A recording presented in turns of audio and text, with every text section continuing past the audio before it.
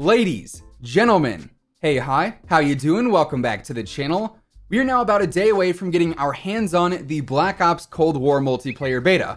That is, if you're on PlayStation 4. Unfortunately, Xbox and PC users have to wait until next week. On Thursday the 15th, anyone who pre-ordered digitally is going to be able to jump on.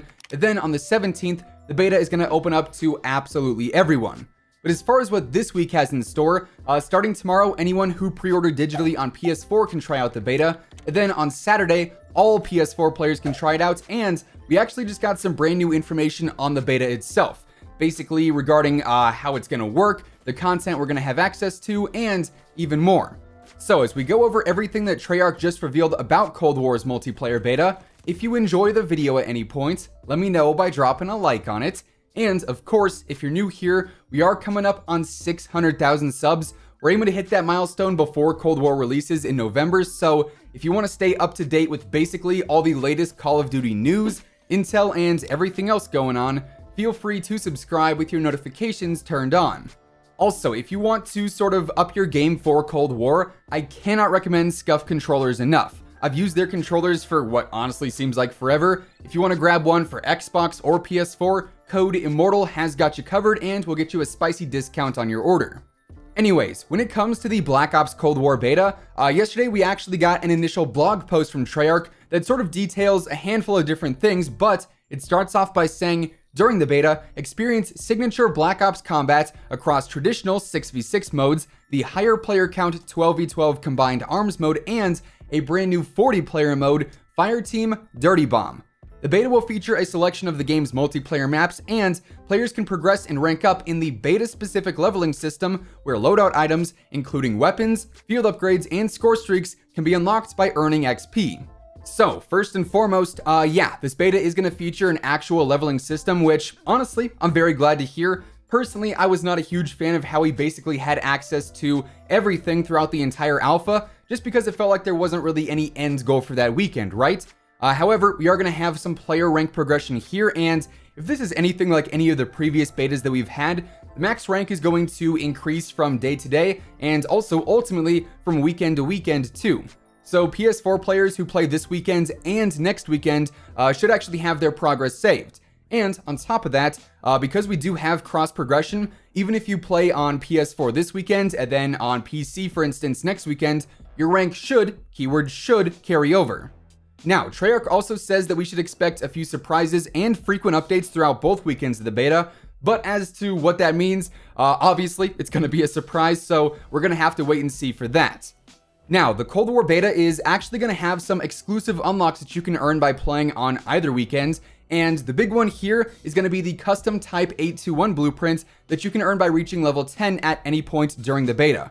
So just as long as you reach rank 10, which, let's be honest, really should not be too difficult, you can get the Mutual Animosity blueprint at launch when Cold War releases. Then alongside that, if you play the beta at all and you're a Call of Duty mobile player and you have an Activision account set up there, then you're actually going to earn the Adler character in Call of Duty Mobile as a playable operator. So yeah, if that's your thing, then that's another cool bonus that this beta offers, and of course, both of those rewards are going to be available on both weekends. Now, alongside this first blog post, we actually did get a new trailer for the beta, which I'm sure you guys have seen in the video already, and you're seeing it on the screen right now. And this actually confirms that we're going to have access to the VIP Escort Mode for the first time, and this is sort of the new-ish mode that Treyarch has been talking about. It kind of reminds me of Search and Destroy mixed with Safeguard, also mixed with Heist from Black Ops 4, if you remember that. Basically, in this mode, one player is deemed the VIP, and then I believe they just get like a pistol, I think a grenade, and then also a UAV. Then it's that team's goal to get that VIP to the extraction zone to actually win the round. So that's going to be available this weekend, and then also next weekend as well. And then speaking of this beta trailer, the thumbnail for this video actually gives us a look at a map, and I believe this is a map that we have not seen yet, and I'm fairly certain this is actually the Fireteam mode being previewed here. And then we also got a few more screenshots from the initial blog post that we just talked about, including the one you guys are seeing on the screen now. And again, this shows a brand new map that we have not seen before that seems to take place at least partly inside of some kind of warehouse or hangar maybe. And just judging from the actual landscape outside, it looks like there's obviously some mountains and maybe a bit of a jungle or a forest. So this is our first look at that map. Now, Tony Flame also revealed yesterday on Twitter that in this beta, the gunsmith has actually already gotten a pretty big upgrade. It's going to see this quote-unquote new layer of depth, as he says, as the attachment system and the details basically on how they work between percentage readouts and whatnot has actually already been improved. Then he also mentions that the attachments are in fact additive in Cold War, which means percentage increases and decreases simply stack to one another, which just in general makes it way easier to figure out exactly how your weapon is changing in any respective stat category. Also, in regards to the Dirty Bomb mode that we talked about earlier, I'm actually really excited to get my hands on this during the beta because this is pretty much something that we haven't really seen in Call of Duty before. So this is going to be a 4-person team mode that has 40 players in it, as mentioned. So obviously it's going to be 10 teams of 4, and judging from the trailer that we got of it back during the initial multiplayer reveal, this is actually going to include multiple vehicles and just general movement mechanics that are not in regular 6v6.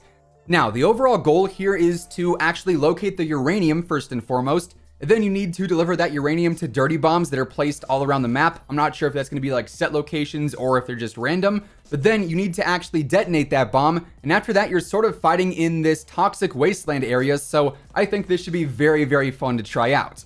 Now, here's a little post-edit Zach for you. Hey, hi, how you doing once again? We actually just got a brand new blog from Treyarch, and good grief, this one has some very, very spicy intel.